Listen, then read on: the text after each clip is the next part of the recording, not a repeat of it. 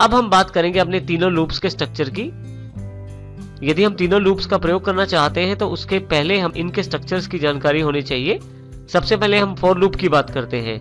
यदि आप यहाँ ध्यान दें तो फॉर लूप का ब्लॉक अवेलेबल है, जिसमें हमारे पास इनिशियलाइजेशन, सेमीकोलन, कंडीशन, सेमीकोलन और आइट्रेशन तीनों पार्ट्स को फॉर की राउंडेड ब्रैकेट्स में दिया गया है।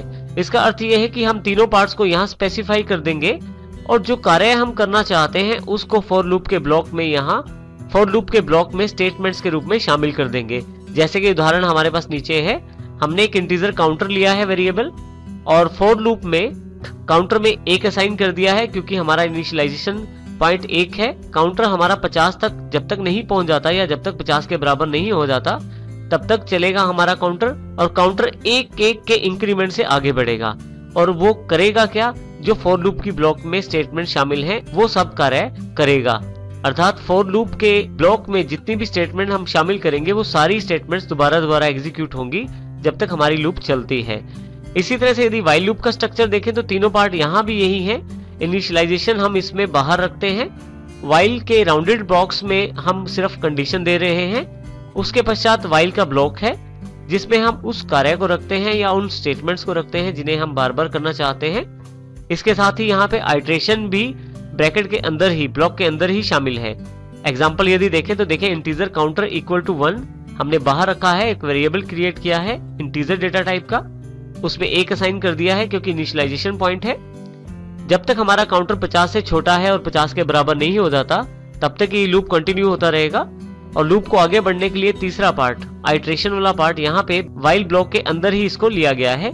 कार्य जो करना है हेलो फ्रेंड्स को बार बार प्रिंट करवाना है, तो यहाँ पे सी आउट के द्वारा हेलो फ्रेंड्स को भी प्रिंट करवाया गया है।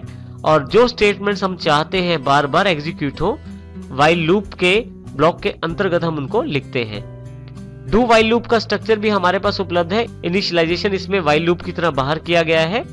इस लूप को डू से स्टार्ट किया गया है, फिर ब्लॉक और फिर लास्ट में व्हाइल वाली कंडीशन को लास्ट में दिया गया है, जिसमें हम कंडीशन को राउंडेड ब्रैकेट्स में मेंशन करते हैं। और सबसे इंपॉर्टेंट बात यदि आप देखें, इस लूप के लास्ट में सेमीकोलन का प्रयोग किया गया है इस लूप को एंड करने के लिए। अब सेमीकोलन का ध्यान जरूर रखें, यहाँ पे लगाना जरूरी होता है। हमारे पास ब्लॉक के अंतर्गत, डू ब्लॉक के अंतर्गत हमने उन स्टेटमेंट्स को शामिल किया है जिनको हम बार बार एग्जीक्यूट करना चाहते हैं, और साथ ही यहाँ पे आइट्रेशन पॉइंट भी शामिल किया गया है। एग्जाम्पल यहाँ नीचे की तरफ हमारे पास उपलब्ध है, इंटीजर काउंटर इक्वल टू 1, एक वेरिएबल बनाया गया काउंटर जिसमें 1 असाइन किया गया, उसके पश्चात स्टेटमेंट जो प्रिंट करवानी है, और फाइनली काउंटर को प्लस प्लस किया गया यहाँ पे। इसी के साथ यहाँ पे नीचे देखें तो यहाँ पे कंडीशन नीचे की तरफ मेंशन की गई है। तो इस प्रकार हम इन स्ट्रक्चर्स का प्रयोग करते हुए इन लूप्स का प्रयोग कर सकते हैं।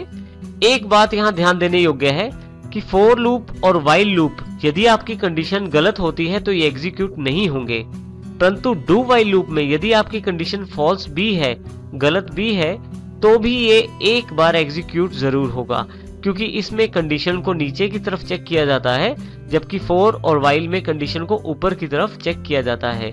इस प्रकार हम इनके स्ट्रक्चर्स का प्रयोग करते हुए अपने प्रोग्राम्स में इनको शामिल कर सकते हैं।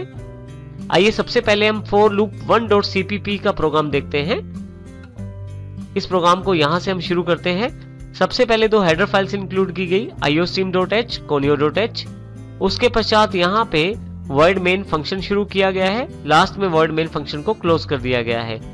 बीच में हमने इंटीजर काउंटर लिया है, और यदि आप लूप की तरफ देखें तो यहाँ पे हमने फॉर का ब्लॉक नहीं बनाया क्योंकि एक ही स्टेटमेंट है हमारे पास प्रिंट करवाने के लिए। एक से अधिक स्टेटमेंट हो तो हम यहाँ पे ब्लॉक का प्रयोग कर सकते हैं।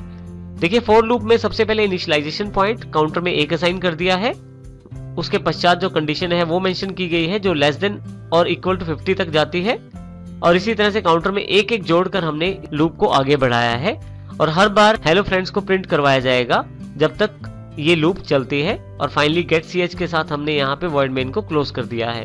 अब हम for loop 1.cpp को प्रैक्टिकल रूप में देखते हैं।